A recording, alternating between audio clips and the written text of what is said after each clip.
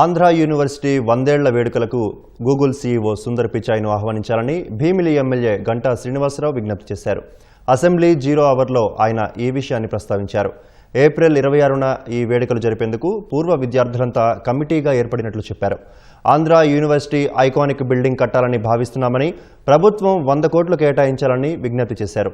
100 ఏళ్ల వేడుకలకు సుందర్ పిచాయ్ను ముఖ్య అతిథిగా తీసుకొచ్చేలా ప్రభుత్వం చొరవ చూపాలని, యూనివర్సిటీలో కృత్రిమ మేధ కేంద్రం ఏర్పాటుకు ప్రతిపాదించాలని కోరారు.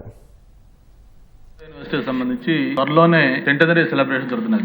100 సంవత్సరాలు అనేది ఒక హిస్టారికల్ మూమెంట్ కాబట్టి సెలబ్రేషన్స్ కూడా చాలా గ్రాండ్ గా చేస్తా ఉన్నారు. రేపు ఏప్రిల్ 26న సెంటనరీ సెలబ్రేషన్స్ చేస్తున్న సందర్భంగా ఇటీవలనే మనం చూస్తా ఉన్నాం. వైజాగ్ అంటే గూగుల్, గూగుల్ అంటే వైజాగ్. ఈ రోజు ప్రపంచ పటంలో గుర్తింపు వచ్చే విధంగా గూగుల్ వైజాగ్ వచ్చింది కాబట్టి సుందర్ పిచాయ్ గారు ఎవరైతే గూగుల్ సీఈఓ గారు ఉన్నారో ఆయన కూడా 2-3 అకేషన్స్ లో వైజాగ్ గురించి చాలా అఫెక్షనేట్ గా మాట్లాడుతున్న మాట కూడా గుర్తొస్తుంది. ఈ రోజు పేపర్ లో కూడా అది వచ్చినాయి.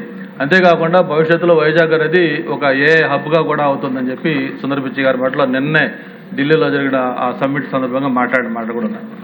రేపు ఏప్రిల్ 26న జరిగే దానికి సుందర్ పిచాయ్ గారిని మనం తేగలిగితే Vizag, Andhra university centenary celebrations కూడా ఒక రికగ్నిషన్, దానికి కూడా మంచి వస్తుందని కూడా తెలియజేసుకుంటూ ఈ 100 years సందర్భంగా గుర్తుండే విధంగా విశాఖపట్నం ఆంధ్ర యూనివర్సిటీకి ఒక 100 crores ఎక్స్ట్రా ఫండ్ ఏదైనా ఇచ్చి ఒక ఐకానిక్ బిల్డింగ్ లాంటిది లాస్ట్ టైం సీఎం గారు కూడా ప్రామిస్ చేశారు, అటువంటిది కూడా చేద్దామని దాన్ని సందర్భంగా గుర్తు చేస్తూ, దాంతోపాటు ఏదైతే ఈ హబ్గా వైజాగ్ అవుతుంది కాబట్టి దానికి సంబంధించి ఆంధ్ర యూనివర్సిటీని గూగుల్కి దీనికి సంబంధించిన ఒక ఎంఓఈ లాంటిది క్రియేట్ చేస్తే ఆంధ్ర యూనివర్సిటీకి మంచి గుర్తింపు గౌరవం వస్తుందని చెప్పి ఆంధ్ర యూనివర్సిటీ ఓల్డ్ స్టూడెంట్గా నా అభ్యర్థించాను.